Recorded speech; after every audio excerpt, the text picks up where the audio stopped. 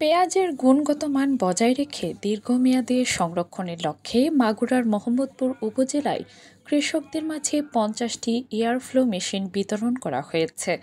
২০২৪-২৫ অর্থবছরের কৃষি পুনর্বাসন প্রণোদনা কর্মসূচির আওতায় বুধবার দুপুরে উপজেলা পরিষদের হলরুমে এক কার্যক্রমের উদ্বোধন করা হয়। কৃষি সম্প্রসারণ অধিদপ্তর মোহাম্মদপুরের আয়োজনে অনুষ্ঠিত এ বিতরণ অনুষ্ঠানে উপস্থিত ছিলেন ডেভেলপমেন্ট কোঅর্ডিনেটর কৃষিবিদ হাফিজুর রহমান, ডেভেলপমেন্ট অফিসার কৃষিবিদ এ.কে.এম. জসিমউদ্দিন এবং উপজেলা কৃষি কর্মকর্তা মোহাম্মদ আব্দুস সোবহান। আপনার কত মন পেঁয়াজ আছে? ৮০ মন আছে, বিক্রি করা হয়ে গেছে। আপনি কি পেঁয়াজের ব্যবসা করেন না চাষ করেন? চাষ করি, আমার তো পেঁয়াজ অনেক চাষ করি। আমি গ্রীষ্মকালে পেঁয়াজ করেছি, যেমন করবো গ্রীষ্মকালে পেঁয়াজ তো গত দিন একটা পেঁয়াজ ২৫০ গ্রাম ওজন হয়েছে। আমার পেঁয়াজ আমার মোহাম্মদপুর অফিসাররা সব গেছে আমার কাছে এবং দেখিয়েছে খুব ভালো মানের পেঁয়াজ হয়েছে।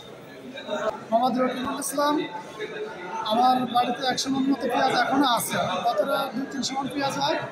এখন এই মেশিনটা সরকার থেকে আমাদেরকে দেওয়া হয়েছে, মেশিন পেয়ে আমি খুশি। আমি প্রায় ৩০০ মন পেঁয়াজ পাইছি।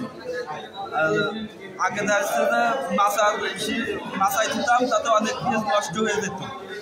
এই মেশিনটা আমি পাইছি, আমাদের কৃষি কর্মকর্তা হান্নান স্যার, সে আমাকে দিয়েছে। এই মেশিনটা পাই আমরা অনেক খুশি। কৃষি কর্মকর্তারা জানান, আধুনিক প্রযুক্তির এয়ারফ্লো মেশিন ব্যবহারের মাধ্যমে পেঁয়াজ পচন রোধ হবে এবং দীর্ঘ সময় সংরক্ষণ সম্ভব হবে। এতে করে কৃষকরা মৌসুম শেষে ন্যায্য দামে পেঁয়াজ বাজারজাত করতে পারবে। উপজেলা কৃষি অফিস সূত্রে জানা গেছে, উপজেলার বিভিন্ন ইউনিয়নে মোট ৫০টি মেশিন বিতরণ করা হয়েছে।